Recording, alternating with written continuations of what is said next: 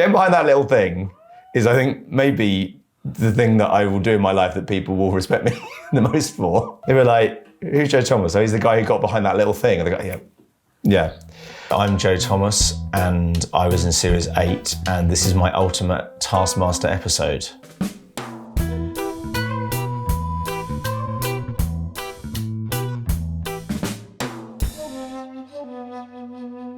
Let's start the old Taskmaster motor and get going. You bet, boss. I love working for you. It's time for Series 8's very first prize task. And for this, we've asked them each to bring in the most powerful smell. Joe? I do think this is quite a contender. It's when you take the little stalk off a tomato and inside the bit where it's been, there's a slightly heady green smell. A heady green smell. Heady green smell. Heady green smell. This was later sort of written up as I just suggested a tomato, but it's not that, it's the smell of the stalk. There's a candle that you can get this smell in, like a scented candle. Do yourself a favour, take off the stalk of a tomato and just have, it's a lovely smell. I think, well, we'll go into...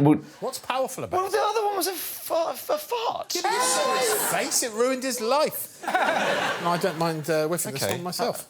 Quick. Yep, smells like a tomato. Good that we've got the last place. Lou? I suppose I've chosen this because I, in a way, I suppose I would just want to reopen this and say that it is a good smell. I'm still smelling tomato stalks in my life, so it hasn't affected me, and I'm not going to let it. Even if the magisterium has decreed that this is not powerful. Well, it's powerful to me. It's powerful to me. You ready to judge them? Yeah. I'm sorry. Yeah, all right. I mean... 1 point for Tomato Boy, obviously. I imagine it was probably quite hard for Greg, because obviously, having worked with me, he must feel, naturally incredibly well disposed towards me. And I had to put all that aside and say, no, I mustn't favour Joe, even though, I really want to. So, well done to him on retaining objectivity, despite obviously the warmth, the strength of feelings that he must have had towards me. I said the prize task was I'd chosen really, really quickly.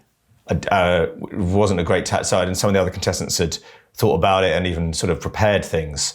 And I think I treated it like sort of filling in a form quite quickly, quite like just name and address and phone number. And it turns out that is not the best way to win prizes, actually. You got to think about it, take your time, and try and come up with something good as well. And I was just like, well, that fits the category. Just something that's in the category. So too quick, not enough thought. And probably if I'd have upped my game in the prize task, I could have had a shot at at taking the series. That's what I'd say.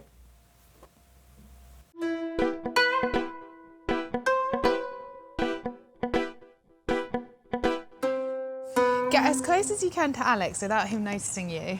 Alex will duck down behind the wall for 10 seconds. Then pop up for 10 seconds.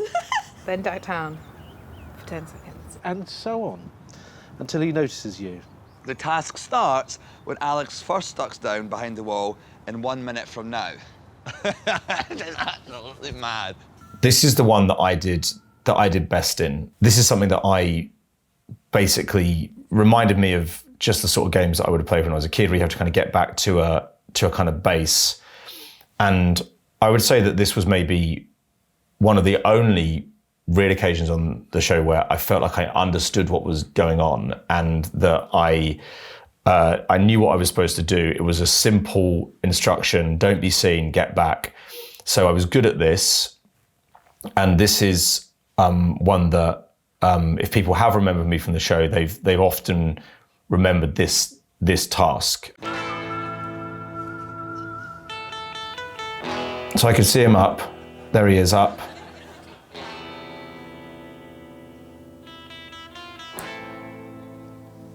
And then down he goes. And so that's when you move. So it was fun, this. I liked this. It felt... Where are you? As I say, it was... I just knew what I was supposed to be doing. And the noise as well, yeah, the noise was, I remember the noise. The main thing I remember is that noise. This is the bit that people like. So I managed to run, and here I go. So this is my best hiding bit. So it was because I got behind this little thing, and I get a lot of credit for getting behind that little thing. I mean, getting behind that little thing is, I think, maybe the thing that I will do in my life that people will respect me the most for. They were like, "Who's Joe Thomas?" So he's the guy who got behind that little thing, and they go, "Yeah." It was good. I'm glad I got behind there. And here I come. Look, I've made it up, and I don't really know how to greet him. I remember I didn't really know what to do. I didn't know whether I was supposed to. What is Alex to me in this task? Is he an enemy? Am I supposed to attack him, like hurt him? Am I supposed to try and physically hurt him? Am I supposed to, I don't know, kiss him? Like, what is this? Is it a kind of long lost friend? So I suppose what I'm saying is, for the bit of the task where I was on my own, I knew exactly what was happening. And then as soon as I had an encounter with another human being, I immediately became really confused again. I was like, I don't know what I'm supposed to be doing. So I've gone in for a sort of friendly rugby greeting, like a scrum, like a mate in the scrum there. When my life was just the 10 seconds, Alex being up, 10 seconds being down, that was actually, I felt like I really understood my life. And then obviously that it ended, and then life just went back to being this very, very complex thing. But you know, it was nice and good to see Alex at the end there. So yeah, it was incredibly cold. It was so cold. I mean, it looks just barren. It's just like, and there's something about like the railway tracks as well, where like it looks like we're doing some kind of like military exercise, or like it reminded me. There was a game I used to have on my computer where like you had to kind of, it was a kind of World War II game where you had to kind of blow up like a sort of Nazi supply depot. I think it was called Commandos. Like, it reminded me of that. And on that there was always snow on the ground. It was always like, it's a freezing winter, like Europe's at war. I'm not comparing my activities here to the struggle against the Nazis, but it did feel like the weather had been arranged to kind of instill moral fibre. It was freezing. It's quite nice up here. One of us has to go. Oh, I'll go. That way. Okay. Bye. Off I go. Bye, Joe. Yeah. I don't know what was wrong at that moment, but something was wrong. There was no chemistry, was there? There was. I don't know. It is actually, I will say. Okay, I think there was chemistry. I think actually that's why we had to be separated, because there was too much chemistry, and I think it was like, just come on, this is going to distract everyone. So I felt like there was chemistry. I always feel with Taskmaster that like, as a contestant, you get quite a lot of credit for like doing stuff that looks like it was a kind of well-timed joke, but it wasn't a well-timed joke. The well-timedness is in the edit, and they've made you look like you did something that was well-timed, but actually you're just completely baffled during the task. I mean, obviously this is actually one where I felt, as I sort of vaguely knew what I was doing, but like being on Taskmaster is basically like being on Crufts, but as a dog. You take the applause, but at Crufts the dogs are just like, when's lunch? Like, so this felt like a task that like a sheepdog could have probably done as well. So yeah, very happy I did well.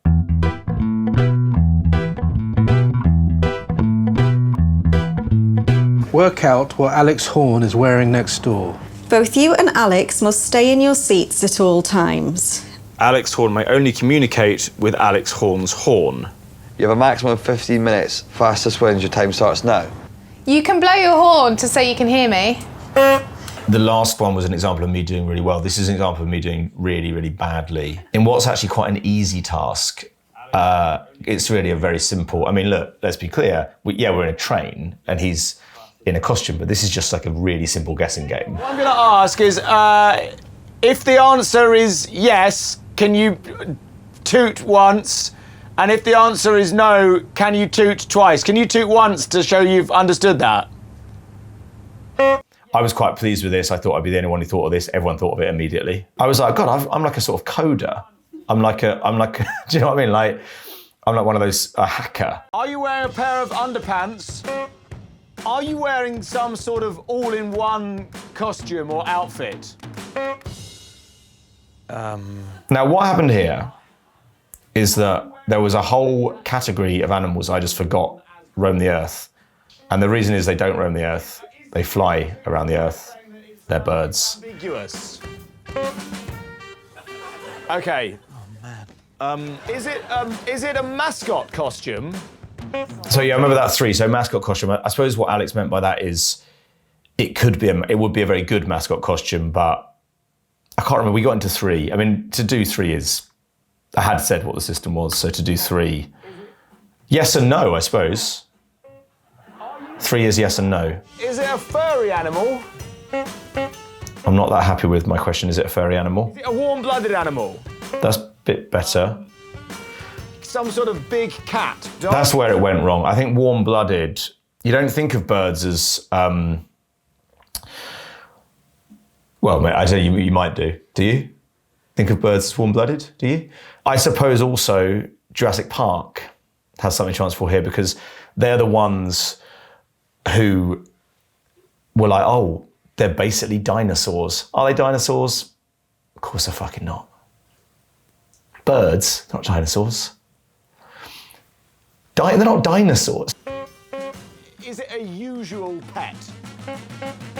Is it a usual pet? We're back to 3. So again, I mean, it is a parrot. I think maybe Alex could have said it is a usual pet. I think a parrot is a pet. I mean, they talk. They talk, don't they? That's, if anything, they're a high-ranking pet, but... Okay, so some sort of fictional universe. Wallaby. Wallaby. And I've said wallaby at the end there purely because it's not quite kangaroo, but kangaroo. That's just like me saying like hound instead of dog. But then just totally ignoring all of the answers that you got back. Well, Alex introduced this sort of element of ambiguity. Yeah, here we are, I'm moaning about it here as well. I think Alex, if anything, I should be telling Alex off for helping you out with his 3 honk system. Thank you. He threw in a 3 honk. what 3 honks meant. It wasn't... You worked it out. point. I worked it out pretty quickly. It's one of the few things you did work out before you sighed and said wallaby. Going in, I think I thought, well, maybe they put me on my own just because... to be honest, this is embarrassing, but I think maybe I thought I was the only person who'd come up with the system of the 1 honk and 2 honks. So I wondered if perhaps they were going to put that first and then maybe nominate it for some kind of scientific prize or bursary by saying that he's come up with a way of communicating without using words. But it wasn't that at all. It was to ridicule me and rightly so, for not remembering about birds. You know, perhaps what was worst, to paraphrase, was I let myself down. So, you know,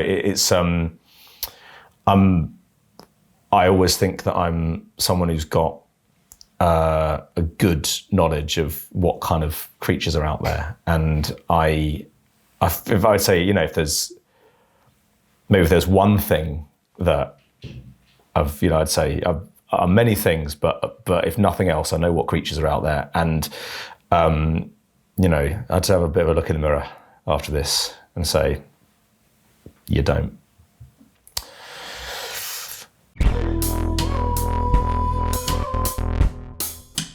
Hey, all right.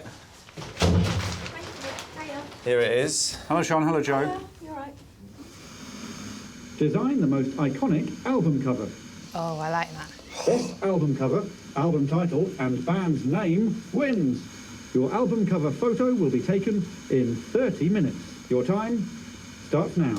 Great. This is right up our street. Okay, lovely. This is Taskmaster at its most Crystal Maze, I think. This is, like, the aesthetics are quite Crystal Maze. I mean, it's a bit scruffier than Crystal Maze, but it's nice, and it's like the Alex as... There's one zone in the... I'll stop talking about Crystal Maze in a minute, but there's one task where I think they go in and you're told the task by sort of a robot, and this to me was a bit like, sort of AI Alex, but obviously it's this is analog, so it's analog intelligence, but still AI. So which is the main thing. Now for the others. This is Show with It's Too Big. I remember thinking genuinely, this is quite a good album cover. It was pretty good. I think I remember our colours were quite good. Maybe like red, white, and black or something. I don't know. I thought it was all right. I remember I had the idea of the umlauts. I think it was my idea. Maybe it was Sean's idea. Look at that. Shoe. It's too big.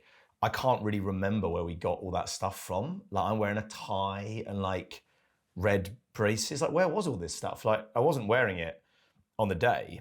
That looks like just an interesting album. I mean, I think. You know, I've been critical of myself, but I think I'm going to pat myself on the back here, and Sean. It's Shoe, by the way. But you said it was Sean and Joe, so pronounced Show. Show. Yeah. Is that what we said? Yeah. Yeah, that's what I said. Didn't remember in the studio, didn't remember now. Let's imagine this. The lights go down. Everyone starts clapping. Suddenly, Sean's wheeled across the stage. The crowds are going wild. Oh, look, there's Sean. Oh, she's gone now. And here comes the light. For on, Joe. It's probably like, get together. It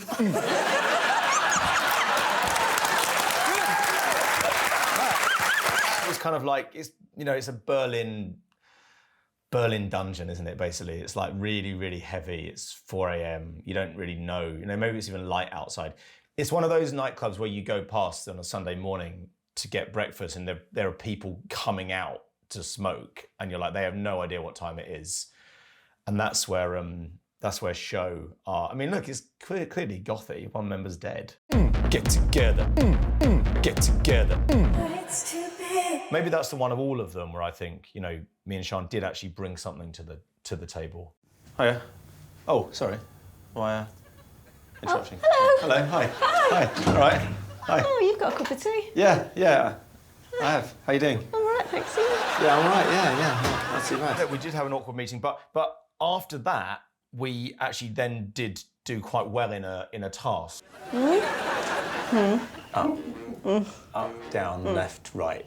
Noises. Compass.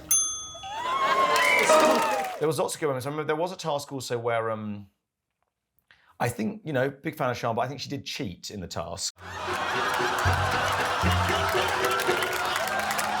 It was like one of those things where like footballers do something on the pitch and they're like, oh, but the game's televised. She must have known it was a television programme. But yeah, I feel like we collaborated well, I think. Yeah, she was somebody I very much enjoyed working with. Yeah, gotta say. And yeah, I think we did some good stuff.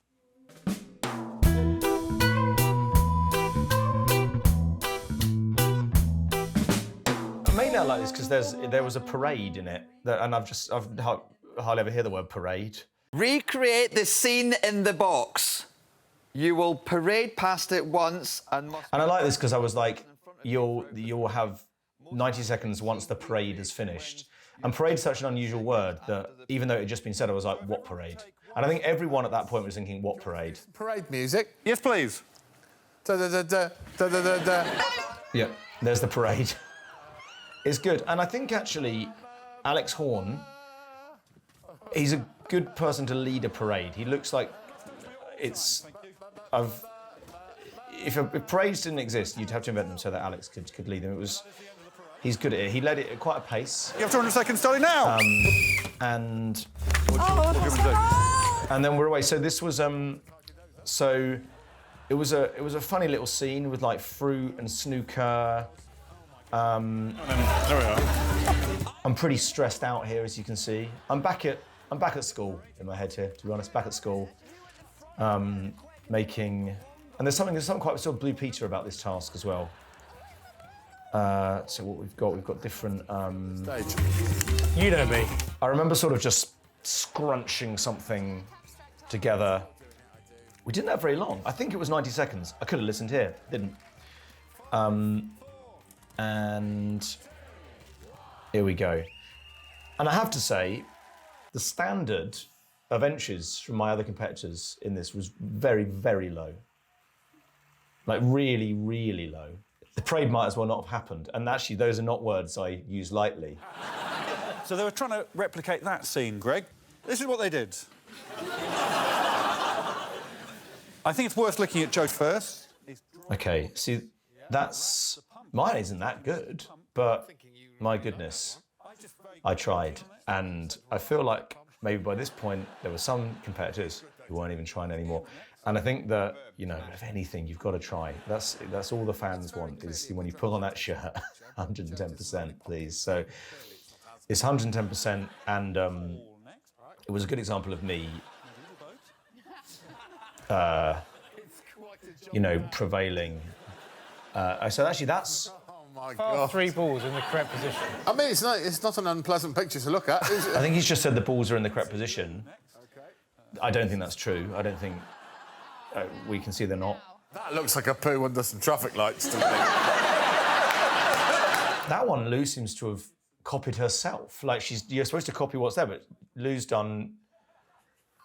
you can... And also, she's badly copied herself, which is an unusual thing to do.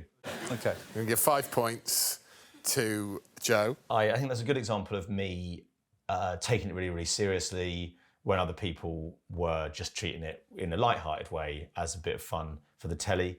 And that's not something I'll do because I think that's the wrong way to approach a show like this.